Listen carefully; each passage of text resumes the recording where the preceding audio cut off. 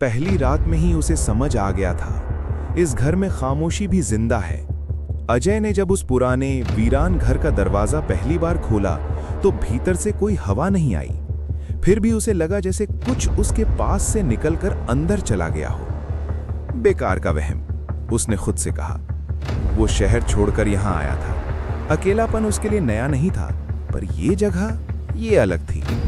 गांव से दूर कच्चे रास्ते के आखिरी मोड़ पर खड़ा वो मकान आधा टूटा, दीवारों पर काई जमी हुई और खिड़कियां जैसे सालों से किसी का इंतजार कर रही हों। लोगों ने मना किया था, उस घर में मत रहना, पर अजय को हमेशा से ऐसी बातों पर हंसी आती थी। पहली रात शांत थी, इतनी शांत कि उसकी अपनी सांसें भी अजनबी लग रही थीं। मोमबत्ती की लौ हल्की हल्की कांप रही थी, जबकि हवा बिल्कुल नहीं थी। और फिर ठक। अजय ने आंखें खोली। कुछ गिरा था या किसी ने दरवाजे पर दस्तक दी।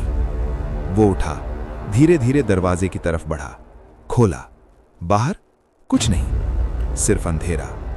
लेकिन जैसे ही वो मुड़ा, उसे लगा कोई उसकी पीठ के बिल्कुल पास खड़ा है। उसने तुरंत पीछे देखा, कुछ नहीं, पर अब दिल की धड़कन तेज थी।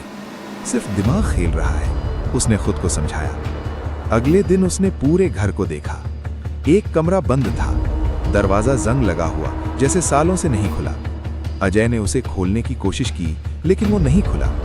तभी पीछे से किसी के चलने की हल्की आवाज आई।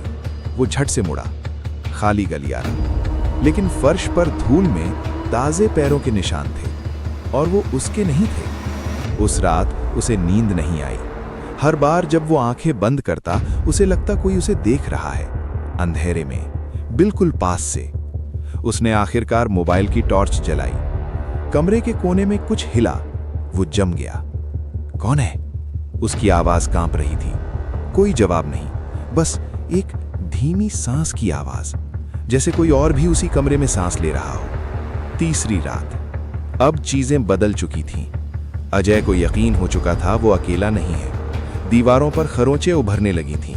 सुबह उठता तो नई निशानियां मिलती, जैसे कोई रात में दीवारों को नाखूनों से कुरेदता हो, और एक शब्द बार बार लिखा मिलता, देख रही हूं। उसने गांव जाकर पूछने की कोशिश की। लोग चुप हो गए। एक बूढ़ी औरत ने बस इतना कहा, वो घर खाली नहीं है, वो कभी खाली नहीं होता। कौन है वहां? अजय ने पूछा। औरत ने उसकी आंखों में देखा, जैसे कुछ पहचान लिया हो। तू क्यों आया है यहां? वो तुझे पहले से जानती है। उस रात सब कुछ टूट गया।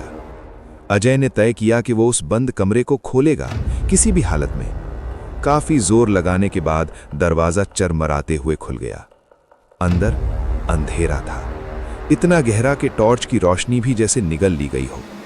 फर्श पर कुछ पड़ा था, एक पुराना आईना, टूटा हुआ, लेकिन उसमें उसका चेहरा साफ दिख रहा था। और उसके पीछे कोई खड़ा था। लंबे गीले बाल, सफेद सड़ी हुई त्वचा और आंखें पूरी काली। अजय ने झट से पीछे देखा।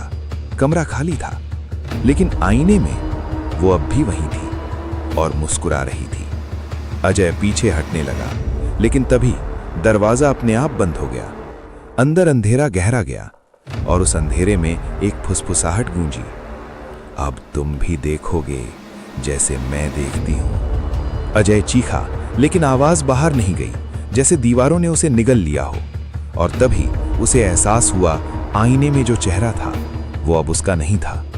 सुबह गांव वालों ने घर के बाहर अजय का बैग पाया। दरवाजा खुला था, अंदर कोई नहीं, बस दीवार पर ताजा लिखा था, अब मैं अकेली नहीं हूं। क्या अजय उस घर से कभी बाहर नहीं निकला, या अब वो भी उसी महापिशाचिनी का हिस्सा बन चुका है?